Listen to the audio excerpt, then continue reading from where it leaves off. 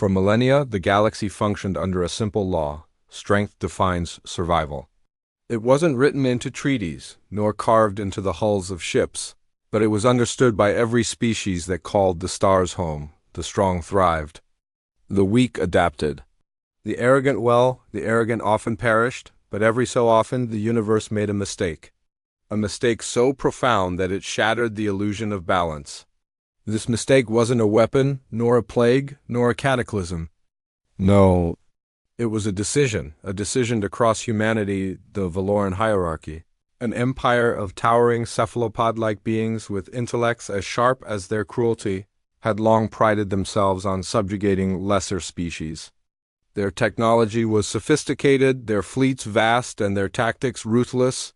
They enslaved worlds, mined suns, and crushed dissent with methodical efficiency. Humanity, a relatively young spacefaring race, had arrived on the galactic stage only a few centuries earlier. Known for their adaptability and resilience, humans quickly integrated into galactic commerce, diplomacy, and exploration. But they remained isolated, choosing trade over war, research over conquest. The Valorans saw this as weakness. And weakness, to them, was an opportunity. It started with small infractions, harassment of human trade convoys, territorial disputes fabricated by Valoran warlords. Then came the piracy, sanctioned, deliberate, targeting civilian colonies under the pretense of economic rebalancing. Earth responded with diplomacy, warnings, sanctions, appeals to the Galactic Council of Accord, a governing body infamous for its impotence. But the Valorans weren't after resources. They were after a demonstration that humanity and anyone like them must remember their place. So, on the Earth colony of New Horizon, a thriving world of 12 million souls, the Valorans struck. Not with soldiers, not with demands, but with a kinetic bombardment. Tungsten rods the size of skyscrapers dropped from orbit. No shields, no escape, no mercy. In less than 2 hours, New Horizon ceased to exist. Mountains flattened, oceans vaporized, cities reduced to craters glowing with molten rock. Their message was simple: know your place, humans. This is not your galaxy. The Galactic Council met the next day. The human delegation was there, silent. Their ambassador, Elena Voss, stood in a chamber filled with nervous murmurs from every corner of the known stars. The Valoran representative, bloated with arrogance, spoke first: a regrettable necessity. Humans must learn the boundaries of power. But Elena didn't respond with words. Instead, she opened a holographic relay, a direct feed to Earth's military command. Her voice, calm, echoed through the chamber. Operation Breakpoint is greenlit. Confirm, execute order. Voice from Earth replied. One sentence. Confirmed. This is not revenge. This is a lesson. What the galaxy had forgotten, or perhaps never understood, was that humanity's history was written in fire. They had clawed their way out of a death world, a planet of earthquakes, storms, plagues, predators, and endless war. They mastered fire not just to cook, but to burn. They invented the sword not to harvest, but to fight. They split the atom not for energy, but for deterrence. For centuries, humanity had chosen peace. But peace was not their default state. Peace was a choice, and that choice had just been revoked. In the depths of the Andromeda expanse, the first Terran fleets emerged, not simple military ships, but predators of metal and fury, Oblivion class. Dreadnoughts, each the size of a small moon, capable of deleting planetary crusts with graviton lances. Nemesis carriers, deploying swarms of AI-powered strike craft, each program not just to disable, but to erase targets from existence. Leviathan assault platforms, mobile foundries that could fabricate weapons mid-battle. Adapting in real time, the Valoran Navy mobilized over 800 warships, converging at the edge of Terran space, confident, smirking. They never realized they weren't fighting an army. They were fighting a species that had mastered the art of warfare as an existential lesson. The Battle of Krithos Rift wasn't a battle. It was an execution. Human forces emerged from micro-singularity gates, bypassing detection. Their first strike wasn't at the Valoran fleet. It was at their logistics hubs, antimatter storage depots, fuel lines, orbital factories. In under 7 minutes, 40% of the Valoran fleet lost power, drifted, and was torn apart by the vacuum. The second wave unleashed kinetic singularity shells, projectiles that, on impact, generated localized gravitational collapses. Ships weren't destroyed. They were crushed into spheres the size of marbles. Valoran admirals issued panicked commands, counterfire, retreat vectors, warp dash-outs. None succeeded. Because humanity's AI warfare systems, SpectreNet, had already hacked their navigation arrays. Every command rerouted to oblivion. Engines exploded. Shield harmonics inverted, becoming weapons against their own hulls. Krythos' rift was erased from star maps, not because the battle scarred it, but because the rift itself collapsed into a permanent gravitational anomaly, the wreckage. Tens of thousands of Valoran ships spiraled forever into a singularity, an artificial black hole created as a byproduct of Terran weaponry. The few Valoran ships that escaped sent back fragmented messages. They don't fight like us. They don't fight like anyone. We, signal lost, back on Valora Prime, the Valoran leadership finally understood. This wasn't revenge. This wasn't retaliation. It was a message to the galaxy. If you harm humanity, we don't negotiate, we don't forgive.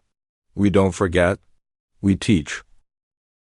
News traveled faster than light, not through ships or signals, but through fear. By the time the wreckage of Krythos' rift was swallowed by the artificial singularity, the outer colonies of the Valoran hierarchy were already broadcasting panicked distress calls that no one could answer, because humanity wasn't just attacking fleets, they were dismantling an entire civilization. The first to fall was the Valoran industrial moon, Zarath 9, a world entirely devoted to building warships. As the Valoran engineers scrambled to activate planetary defenses, they noticed something horrifying. The stars were gone. A massive blackout blotted out the sky. Not a natural phenomenon, but a Terran fleet. Thousands of vessels formed a wall. So dense, so precise. It literally occluded starlight. Zarath 9's planetary defense AI tried to initiate lockdown, but its commands jammed mid-execution. The human virus, a quantum-injected AI fragment, had already eaten through every subsystem. Defense satellites turned their weapons inward.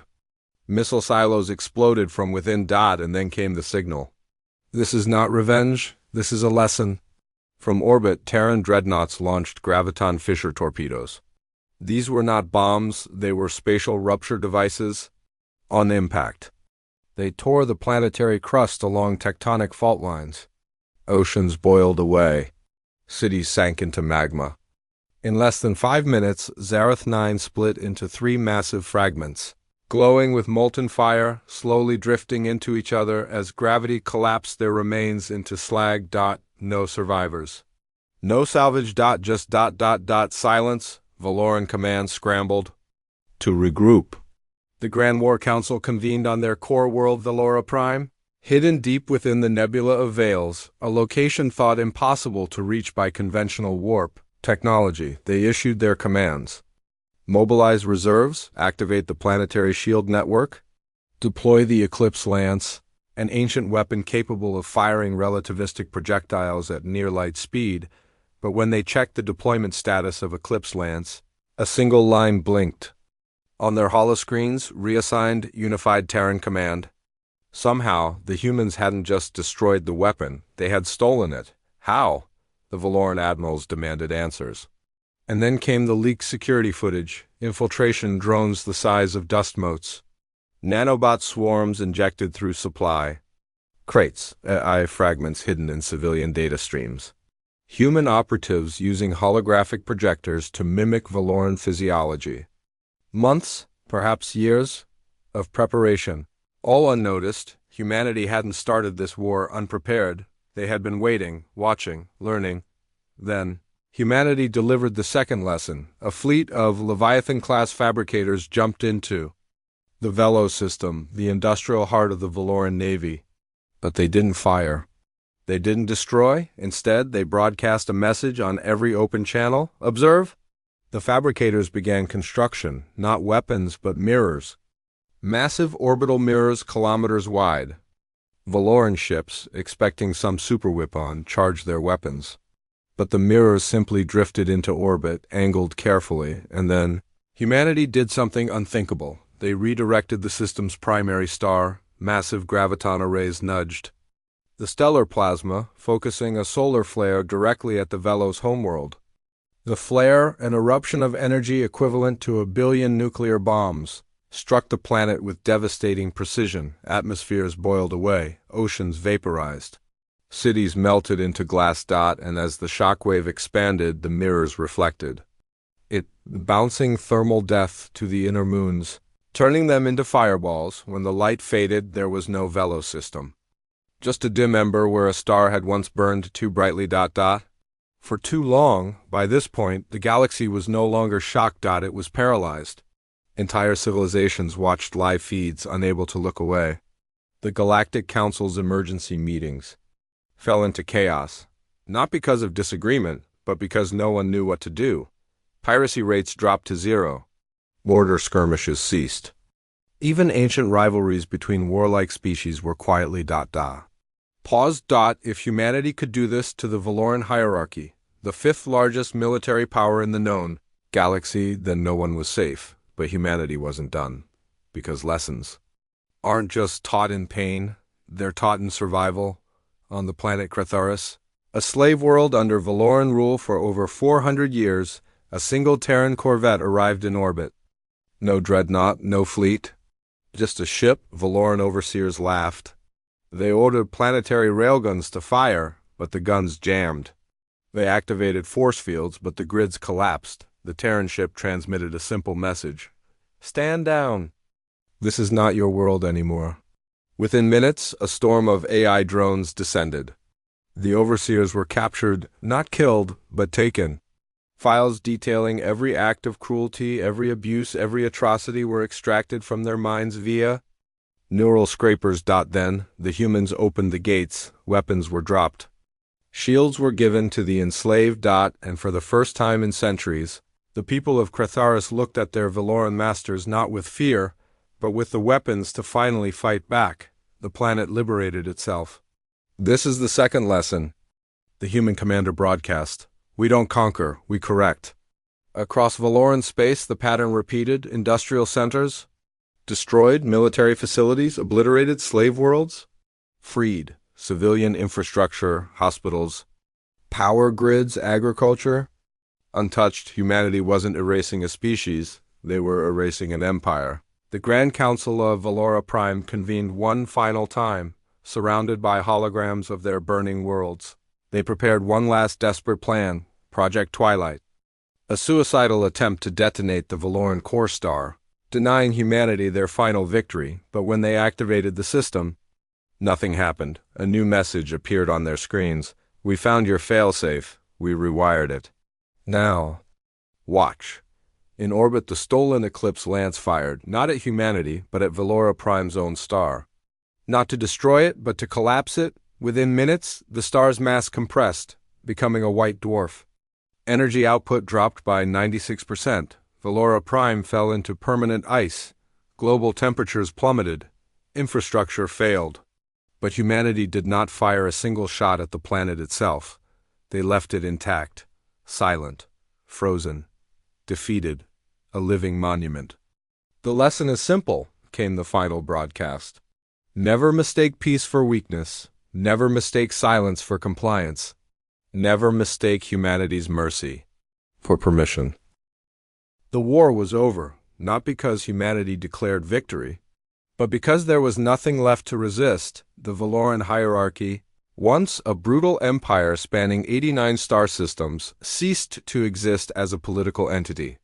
Not through genocide, not through occupation, but through irrelevance. Their military gone, their leadership imprisoned or exiled, their core worlds frozen, abandoned, or liberated, and the message was clear.